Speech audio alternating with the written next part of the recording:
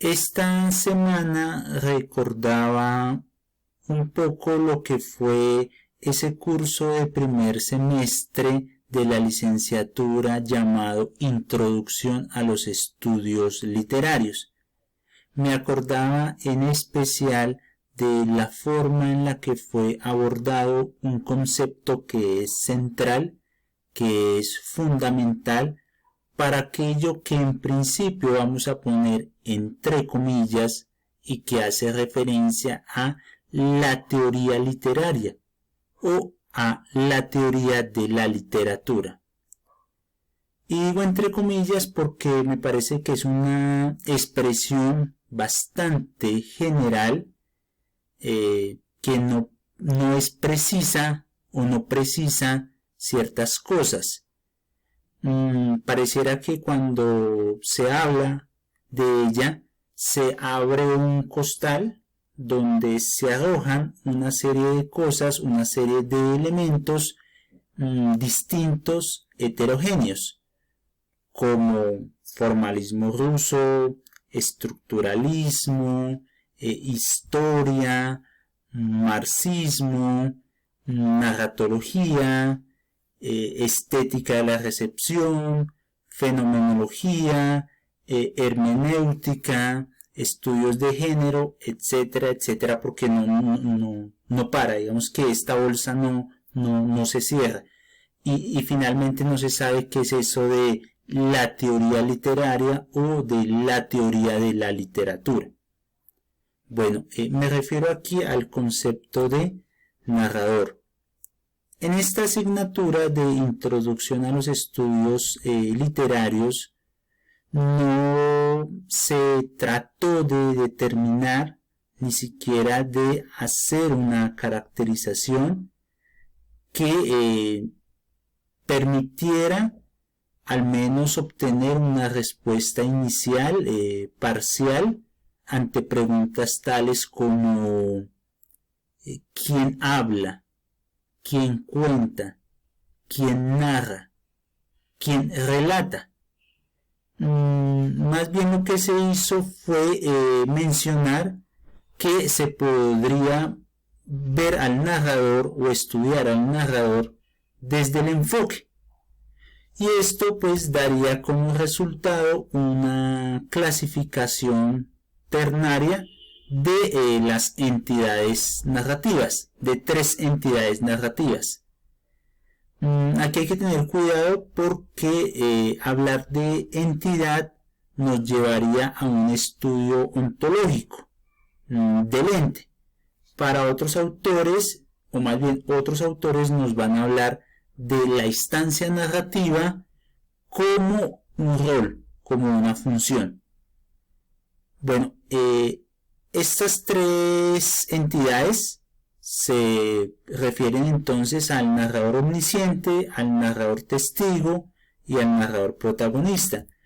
No se nos mencionó esta otra figura narrativa que es la del narrador observador.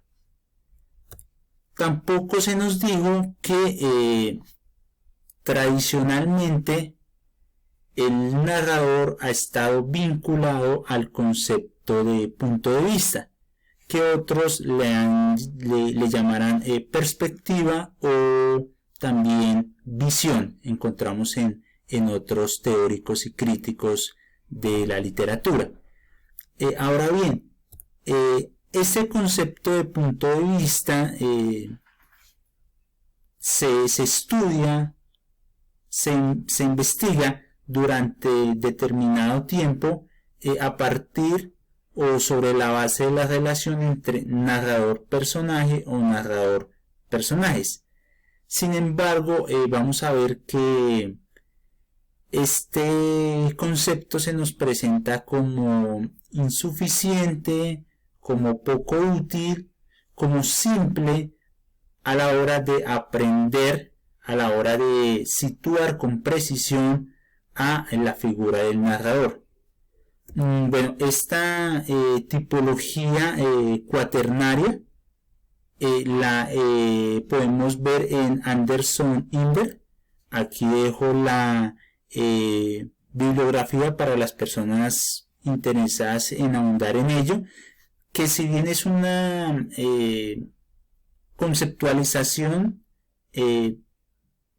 digámoslo así, bastante anacrónica, digamos que nos permite un punto inicial para ver cómo se ha venido dando ese proceso de formación, de deformación y de rectificación de ese concepto del narrador.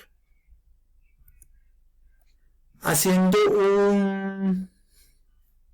digamos que un relato muy breve, habría que decir que ya en Platón, en el libro tercero del libro La República, hay una primera clasificación de los géneros de enunciación mixta, simple y puros.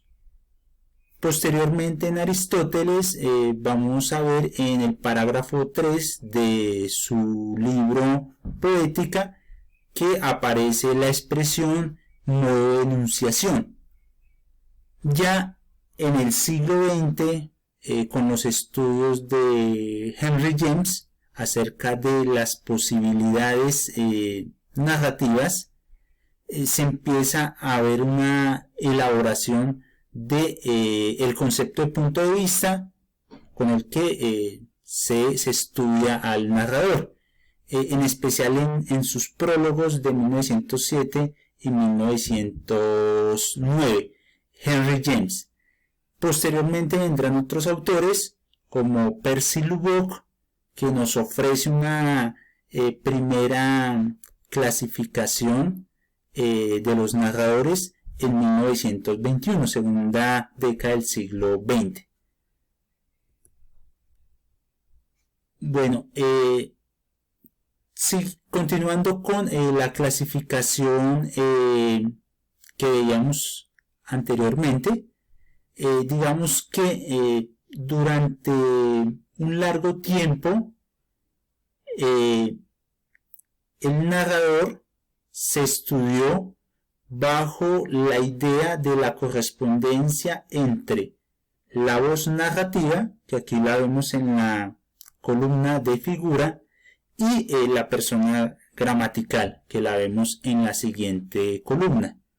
Por eso vemos que el narrador omnisciente hace referencia a una tercera persona gramatical. El narrador observador igualmente a una tercera persona gramatical. El narrador testigo y el narrador personaje a una primera persona gramatical. Ahora bien, miremos sus características y algunas diferencias. El narrador omnisciente conoce todo lo que sucede y tiene la posibilidad de acceder al psiquismo de sus personajes. El narrador observador es alguien quien posee la capacidad de observar todo lo que es susceptible de ser objetivable, pero a diferencia del narrador omnisciente, no puede acceder a la mente de sus personajes. El narrador testigo es un personaje que no es principal, pero que está dentro de los sucesos narrados. El narrador personaje, ahora sí, es un personaje principal y podemos decir que es el protagonista, en este caso, del relato que se está contando. Aquí podemos hacer una diferenciación entre estas cuatro figuras, y es que el omnisciente y el observador son narradores que no son personajes, mientras que el testigo y el personaje serían narradores que sí son personajes. Otra denominación que también es cuaternaria, muy similar, muy parecida, pero ya con diferente denominación, es la de Robert Stanton, que habla de la tercera persona omnisciente, la tercera persona limitada, la primera persona periférica y la primera persona central. Llama la atención que en este curso que vimos en primer semestre no se nos mencionó a la narratología como esa ciencia de los relatos que nos va a permitir estudiar la forma y el funcionamiento de la narrativa. Problematizamos algunas cosas aquí que nos parece que es necesario poner en consideración, poner en cuestión.